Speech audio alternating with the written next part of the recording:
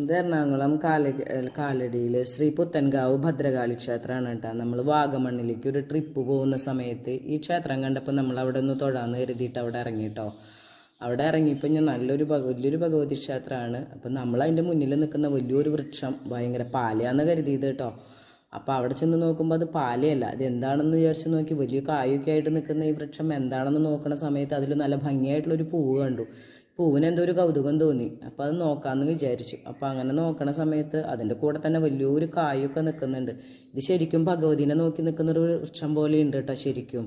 അപ്പോൾ ഈ പുഷ്പം തുറന്നു നോക്കി. അപ്പോൾ ഇങ്ങനെ തുറന്നു നോക്കണ സമയത്ത് അതിൻ്റെ ഉള്ളിൽ അതിൻ്റെ ഒരു മുട്ട് പോലെയുള്ള ഒരു ഉള്ളിലേക്ക് സൂക്ഷിച്ച് നോക്കിയപ്പോൾ ഒരു ശിവലിംഗത്തിൻ്റെ രൂപം പോലെ. അപ്പോൾ ഞാനിത് എന്താണെന്ന് ചോദിച്ചപ്പോൾ കൂടെയുള്ളവർ പറഞ്ഞു എന്നോട് ഇത് ശിവലിംഗ പുഷ്പമാണെന്ന്. അപ്പോൾ തുറന്നു നോക്കിയപ്പോൾ അത് ശരിയാണ് കേട്ടോ, ശരിക്കും ശിവലിംഗത്തിൻ്റെ രൂപത്തിലാണ് ഇതിരിക്കുന്നത്.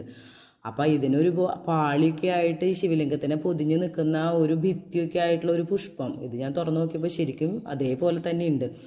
അപ്പോൾ ഇത് അതിനെ തന്നെ അത് കവർ ചെയ്ത് അടയ്ക്കാൻ പാകത്തിന് ഒരു പാളിയൊക്കെ ആയിട്ട് അങ്ങനെ ഒരു ഭിത്തി. അപ്പോൾ ഒരു രസമായിട്ടുള്ള ഒരു പുഷ്പം, ശിവലിംഗ പുഷ്പമാണെന്ന് പറയണേ. ഇതിൻ്റെ കായ ഞാനൊന്ന് വെറുതെ പിടിച്ചു നോക്കി എന്തോരം കിലോനുണ്ടാവും എന്ന് അറിയാനായിട്ട്. ഇത് നോക്കുമ്പോൾ ഒരു 20-25 കിലോനെങ്കിലും ഉണ്ടാവും ഒരു കായ കേട്ടോ, ചെറുപ്പ വലുപ്പം അനുസരിച്ച്. ഇതാണ് ശിവലിംഗ പുഷ്പം എന്ന്